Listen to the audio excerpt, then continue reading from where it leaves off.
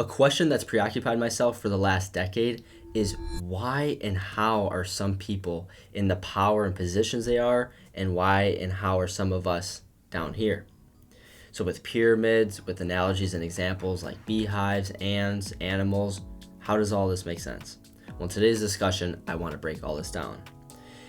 Now, when you think you're going to become successful, when you see that fancy car, that lifestyle, all these things, have you ever broke down literally and logistically how long that's going to take? Now, like we've talked about previous videos, there's 8,760 hours. The average death is 75 years old. How can you even achieve some levels of the success in this lifetime? Yes, you might be able to delegate, you get employees and other people that can kind of snowball effect like its own ecosystem.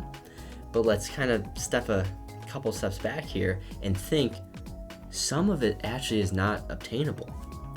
And that's the scariest thing. Another scary thing is some of the people in power are actually not as educated as you think. They were just kind of born into that ecosystem. That's their life in politics or media, etc., etc.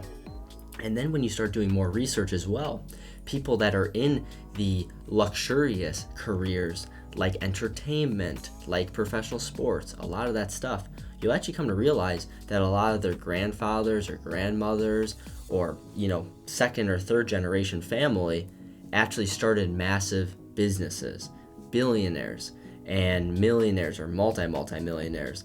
And now they have kids that have enough financial and clarity and time and actually have the things that they want to go for in life. Today's discussion is about clarity. You have to have clarity in order to actually get the things that you want. When you have clarity, you can be creative. When you're creative, you can create. CEOs get paid the money they do and the ownership and power because of creativity. You get paid in direct proportion to what you can do. The economic system does not care if you're a doctor versus the person that is just a professional sports player. I'm not saying or I agree with the pay gap, but there's a reason there's a pay gap of a doctor that's literally saving people's lives, making drastically less than the person that is just playing a sports game or doing this. It's because that's a volumes thing. That's economics for you. So let me get the sketchbook out. Let's branch down a couple things in these components on this high level or caliber topic that's been preoccupying myself. It's going to help all of you open up your mind and realize the world's a lot bigger than we think. There's a lot more that's behind the scenes that we also do not dissect enough. So moving on here, we got the first example today I want to talk about is we got like a beehive.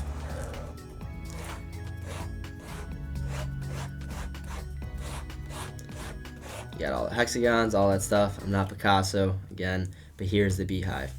And when you have all these bees, just all over the beehive, inside, whatever, you always have the king and you always have the queen. And then it goes down to the people that are like the guards, which could be like our version of government, that are supposed to be public servants for us, but they're the government, right? And then it goes down to maybe, law. Then you got the other hierarchy that is more like directors, maybe CEOs, right, with them, managers, and then everyone right down here is the middle class and even upper middle class, lower poverty, peasants, if you want to go back to the past a little bit even further. This is majority of us at the bottom. When you go up, you got these things of like the managers and directors and CEOs and law and around government, and even above government, you even have religion. Religion has a lot more power and pull than actually even the government. When you look at the Catholics and everyone else, they have a lot of followers and a lot of people that get a sense of hope and a sense of encouragement and fulfillment out of life by following religion. That's just a beehive. Then when you look at, anthills and all that stuff, it's the same thing. When you look at everyone else from the bees to the ants to the animals. The only difference is we have a form of talking. We have psychology. We have all these things to be able to communicate, but that's about it. But that's the reality of life, and we run it just like that. We run it like the Maslow's pyramid. We run it just like the frequencies, and since ancient Rome and even before that with the Egyptians. That's how we structure life today. So of course, not everything is completely exact. Like kings might not be in the anthills or the beehives, and there's queens, and they have their own way of doing things. But the point of it is they have these hierarchies, and we have these hierarchies, and we think that we're so much better than these insects and animals. But in reality, when you look at the grand scheme of things of people in power and our own hierarchies of our society, we are a lot lower than we thought. And that's concerning. And then with the next segment I want to talk about is economics and business. Why does any of this make sense, and how is this going to actually help all of you? Well, when you think about the business side of it, when you got generations of people that are making these businesses and huge skyscrapers, etc., say in like the 1700, 18, or even early 1900s, your competition is literally 3 to 4 to 5 lifetimes of hard work that someone else did that's been keeping up in a family now in the years of 2000, and we're in 2024 now. And when you have that, that's not necessarily fair. And I don't want to get into the politics, capitalism, or anything else. I just want all of you to know the game is rigged. Life is rigged. Even if you wanted to start a business that's been around since the 17, 18, 1900s, you're going to go in generational debt. So that's why America's in debt, because they just keep relapsing and relapsing over and over and over, and then we have the recessions and yada, yada, yada. But your competition is nepotism, hedonism, all of that kind of stuff. That is what you're competing with. Luckily, if you're in Europe or somewhere else, you're going against obviously more family royalty and that kind of thing. And in America, the great thing is a lot of people make mistakes. And with capitalism and all that kind of stuff, it's great because of that. Because some people get lazy after the third generation, and then there's some people that are hungry. And if you have the discipline, the persistence, and the hard work, you're going to actually make up for all of this. I'm not saying that it's impossible, but it's going to be really difficult, and you have to know what's feasible in a lifetime. Again, like we mentioned, the average age of death is around 75. Taking that, 1/3 of your life is going to be dedicated to sleep. So say you're 20 right now, add on that 1/3, which usually you're going to be looking around like 40 years of age, which your productive time is not so much. So how do some people even make it possible to build billion-dollar and multi-million-dollar empires? It's because they have to delegate. You only have 24 hours in the day. You have to hire people on, but you have to start small.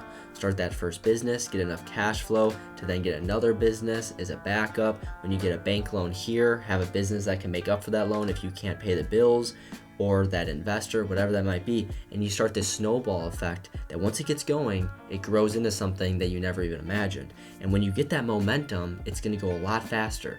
In the beginning, it's gonna be really slow, it's gonna break, it's gonna grow, break, blah, blah, blah, but then eventually it's gonna go, and it's gonna go, and it's gonna go, and poof, huge breakthrough, and that's what you want. So delegate in order to actually have and get the things that other people have accomplished in generations. So you have to delegate, and you have to get it going. And you do not have as much time as you think, my friends. Really take acknowledgement and take the initiative to get this going. So just complaining is not going to get you anywhere. Don't say, oh, this person's been doing it for 200 years. I have no space or time for this. Don't play the victim card. Just say, okay, that's the reality. This is where we're at. This is what we have to do. And when you do that and you take self-accountability, which also is shown in like 80 to 90% of successful people, you will start obtaining things. Stop complaining, take accountability, and that massive little change right there is going to help a lot of you in the long run. So I'm here with you. I'm not coming up from some multi-million or billion-dollar inheritance or anything like that. I'm in the same playing field, and we're all in it together, and it is a game of survival, so don't think when someone's just smiling at you, that they're your friend. There is a lot of competition, and you have to be selfish before you can be selfless, my friends. And one last point I wanted to make with this is the game is rigged. There's a lot of hypocrites. And when it comes to the government or people higher up, I'm with you and I understand, but don't complain. And one last point with that is it's just very unfortunate that a lot of their founding fathers or generational people that were in their family were the ones that were actually putting the labor to harvest the fruits, and now all the people in today in 2000s are actually just having fun with all the fruit and saying, no, you can't do that. Oh, you can't own this or do that. That's against the law. Well, your great-great-great-grandfather was the one that started that. That's completely against the law. But you could sit here in the year 2000 and say it's okay to be able to have that nice car and that house and the financial freedom, but everyone else can't. So what I'm trying to say is you have to go by the rules, but sometimes you have to skew them a little bit in order to actually get ahead of the game. I've never met someone that follows the rules 100%, get to the caliber of a political figure, government, elitist, or religion at a high level. So really make sure that you take that information how you will, not saying go and do some lavish act against your will or someone else's or the law, but definitely keep that in the back of your head and the friends and family around you. Look out for yourself. This is a game of survival. And other than that, thanks again for tuning in, my friends. My name is David Amberghini. I will see you in the next one. And one last thing I want to make is, I don't know what the last thing is that I want to make. You didn't have hills. Are you serious? There's only a queen. Are you serious? I thought there was a king. What? Yeah. Queenry? It's just the queen. What?